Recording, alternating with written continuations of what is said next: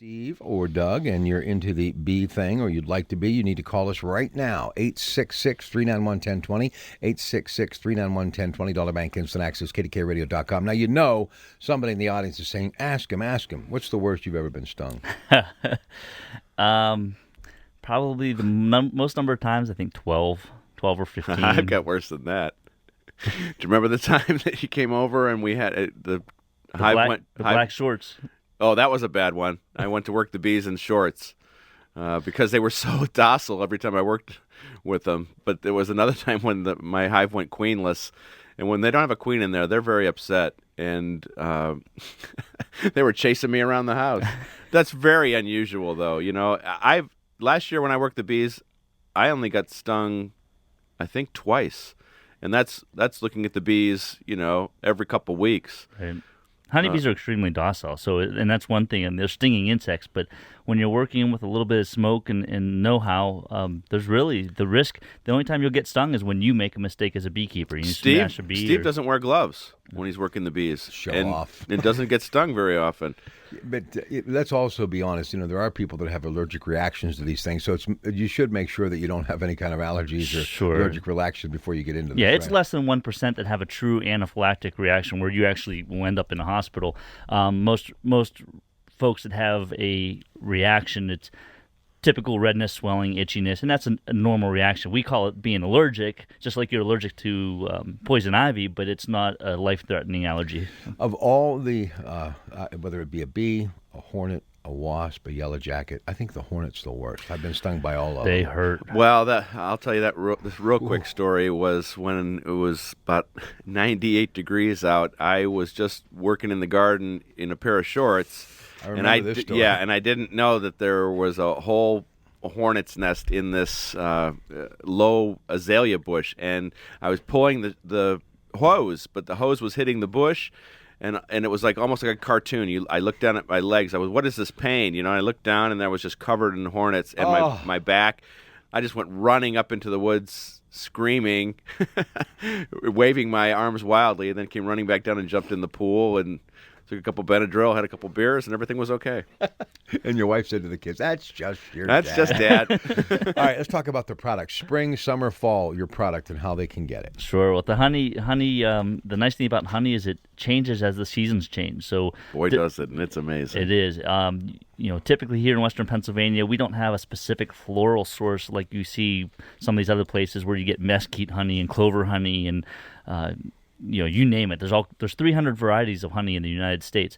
Western Pennsylvania, we have such a great abundance of floral sources that we just call it spring, summer, and fall. And that ranges in color and taste from the very light-colored spring honey, which is a light yellow, goes into the summer honey, which is a more of an amber color with a more milder taste, all the way down to the fall honey, which is a real dark, bold flavor. Almost like coffee color. I mean, it gets that dark when it's all together. Right, and I always tell people a good comparison is like comparing Miller Lite to Yingling to Guinness. There's that big of a flavor change amongst the honeys, and they're all good. My favorite is the fall. The fall is very good. I love the fall. I find that older, no offense, Doug, older folks tend to like the fall honey just because of the taste, and the younger folk, the kids especially, really like that real sweet spring honey. They can get it through my website. I sell it at Sewickley Farmers Market the last Saturday of every month starting in April, and that's the easiest way to get hold. Or they can contact me via email. You should see when you harvest the honey. That is one of the most amazing processes. And I'm lucky to have a mentor like Steve who will bring over some of his equipment, and we'll just put a little plastic down on the dining room table, and it goes in this big cylindrical drum, and it starts spinning around and takes the honey out of there. And I mean, it's hard to imagine that out of that little box of bees, you're getting gallons and gallons of honey in the spring. And it's one of the most wonderful things about being a beekeeper. Yeah, you have to resist the urge to stick your finger in that honey coming out of there and just wanting to take it. It takes one bee in its lifetime, 6 weeks during the summer, can produce 1/12 of a teaspoon of honey. So you figure how many bees there it takes to produce this liquid gold, as we call it. So the hatchet, I mean, where does it come from? Honey is actually a product of the nectar of the flowers. So the honeybees go to the flowers and they take the nectar from the flowers. Nectar is high in sugar content and high in moisture content, high in water. They'll bring it back to the hive. They actually add a enzyme to it called invertase, which breaks the honey down from glucose. The glucose that's in it breaks it down into fructose and sucrose. I'm sorry, it's sucrose, and it breaks it down into fructose and glucose. And with that enzyme, they break it down, they evaporate the high moisture off of it, and that's actually what honey is. So it's a converted form of nectar. So where do you see this going for you, Doug? What would you like? The thing about being a beekeeper is having a mentor who really knows their stuff and learning bee biology. I want another hive bad, but I want to know I want to know more about the bees, and I need to learn more about the bees because I can't always rely on Steve. He's very busy. He's got, new beekeepers coming into this all the time. So I want more hives for the pollination and for the honey. You really want to do the honey thing? Oh, the honey is, like I said before, it was just all I wanted was to pollinate the flowers until I had the honey. It's the most amazing. You can use it in so many different ways, and it has so many beneficial properties. Honey Absolutely. does. I mean, the healing properties, and if you've got allergies, you want that.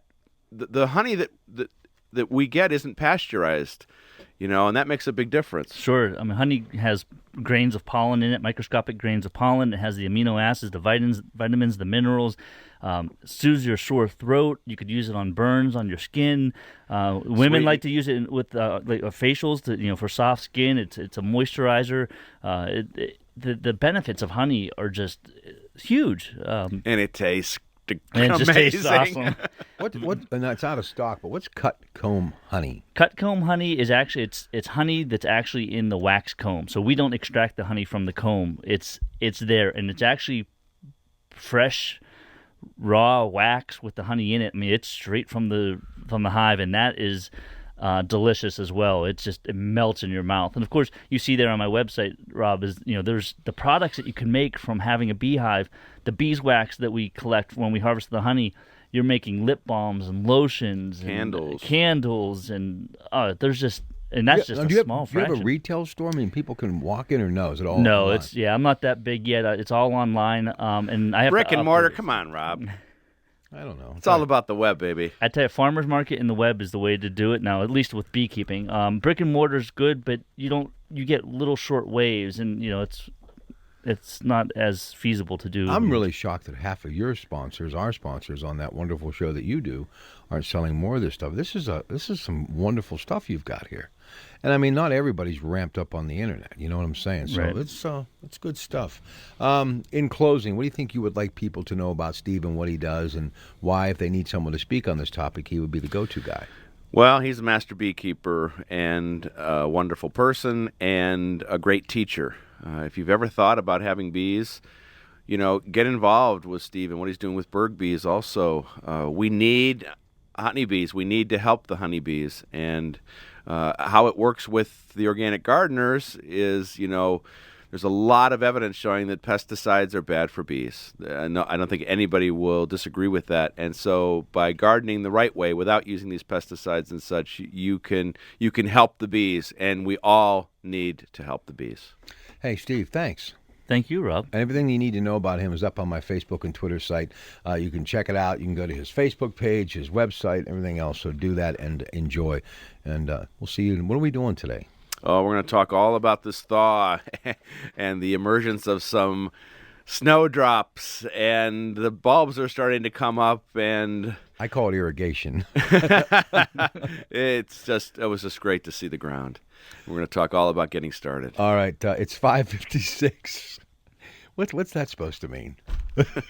As you rolled your eyes, like getting started. Getting started in the garden, getting our seeds started, thinking about ordering stuff, looking at everything that's popping up in the garden. It's an amazing time. Spring is right around the corner, and that's my favorite season. Where? What corner? I don't see anything coming. All right, we'll take a break. We'll come back and wrap up.